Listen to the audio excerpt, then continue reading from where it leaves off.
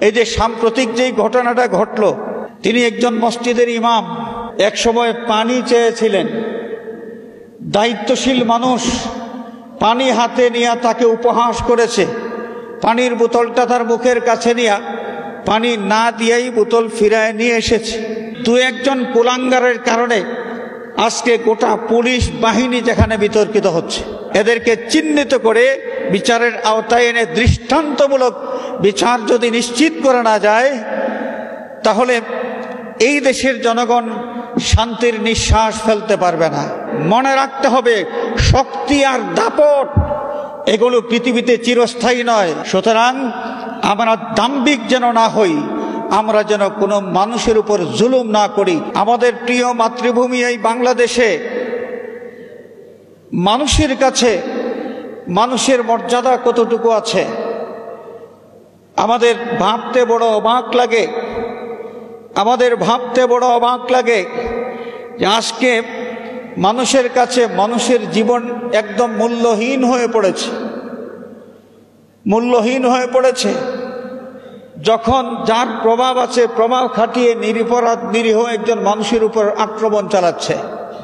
এই যে সাম্প্রতিক যেই ঘটনাটা ঘটলো, সারা দেশে তুলপাড় শুরু হয়ে গেছে যে আমরা কোথায় বসবাস করতেছি। হঠাৎ করে একজন মানুষ, তিনি একজন মসজিদের ইমাম, একজন বিশিষ্ট ইসলামী চিন্তাবিদ, একদম মিথ্যা নাটক সাজিয়ে তার উপর অমানবিক নির্যাতন শুরু হলো। এবং নির্যাতিত হওয়ার পরে তিনি ক্লান্ত শ্রান্ত হয়ে একসময় পানি চেয়েছিলেন। দায়িত্বশীল মানুষ পানি হাতে নিয়ে তাকে উপহাস করেছে। পানির বোতলটা তার মুখের কাছে নিয়ে পানি না দিয়েই বোতল ফিরায় নিয়ে এসেছে। মানুষের কাছে মানুষের জীবনের কত মূল্য আছে, এটা আমাদের এই বাংলাদেশের যে পরিস্থিতি, এই পরিস্থিতি বিবেচনা করলে, এই পরিস্থিতি নিয়ে চিন্তা করলে আমরা অবাক হতে হয়। হোক না সে একজন অপরাধী, কিন্তু সে তো একজন মানুষ।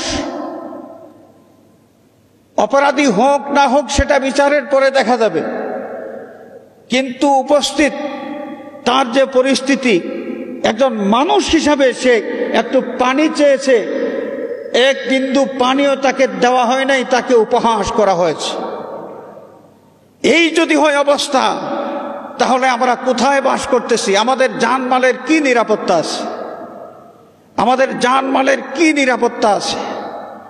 হাজরিনে কেরাম, আল্লাহর কাছে আমরা দোয়া করতে হবে যে যে সমস্ত কিছু উশৃঙ্খল মানুষের কারণে আজকে এই সমাজ থেকে, এই সমাজ শান্তি বিঘ্নিত হচ্ছে, সমাজের শৃঙ্খলা নষ্ট হচ্ছে, মানুষে মানুষে হিংসা বিদ্বেষের বিষ বাষ্প ছড়িয়ে পড়ছে, এই সমস্ত কুচক্রী মহলকে আল্লাহ রাব্বুল আলামিন যেন নিস্তেজ করে দেন।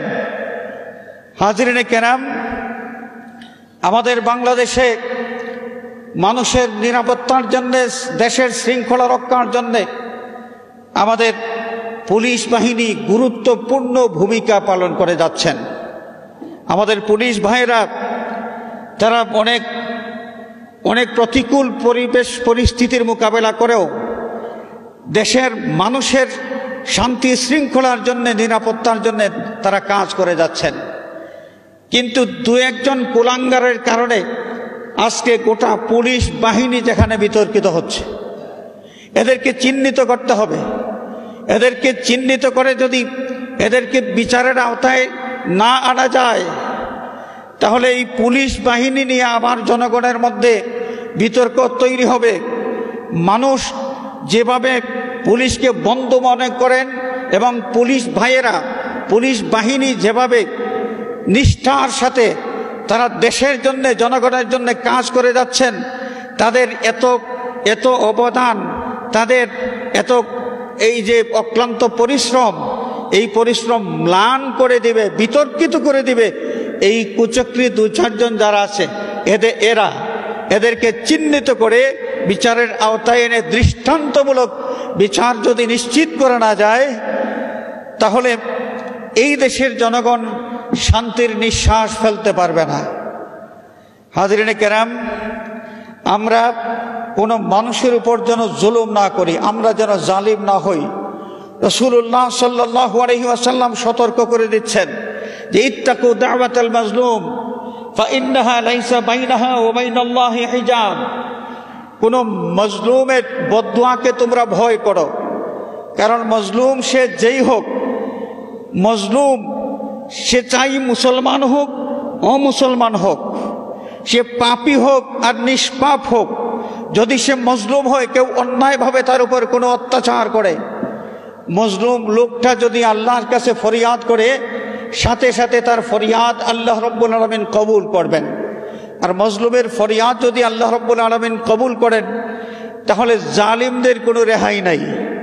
মনে রাখতে হবে শক্তি আর দাপট এগুলো পৃথিবীতে চিরস্থায়ী নয়। আল্লাহ রাব্বুল আলামিন শক্তি দিয়া আমাদেরকে পরীক্ষা করেন, ক্ষমতা দিয়া পরীক্ষা করেন, আমাদেরকে সম্পদ দিয়া পরীক্ষা করেন। আমরা সম্পদের অপব্যবহার করি কিনা, আমরা শক্তির ক্ষমতার অপব্যবহার করি কিনা। শক্তি চিরদিন মানুষের থাকে না, ক্ষমতা চিরদিন মানুষের থাকে না। সুতরাং আমরা দাম্ভিক যেন না হই, আমরা যেন কোনো মানুষের উপর জুলুম না করি। আল্লাহ রাব্বুল আলামিন জুলুম নামক অপকর্ম থেকে আমাদের সকলকে যেন হেফাজত করেন। সবাই বলে আমিন।